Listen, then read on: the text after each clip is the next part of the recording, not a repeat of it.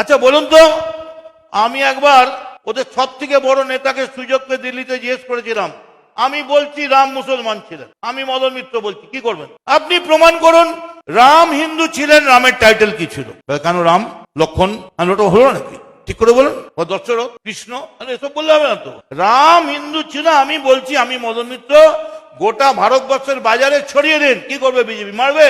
গীতা বলছে যা হবার তাই হবে। যখন পাগলা হয়ে গেল, সে যায় ও যায়, ও ওখানে দৌড়ায়, এদিকে পাগলাটা দৌড়ায়, ওদিকে এই শিশির বাবুর বেটাটা দৌড়ায়, এ ওদিকে দৌড়ায়। এই ভাই রাম হিন্দু ছিল, রাম হিন্দু ছিল। রামের পদবে কি?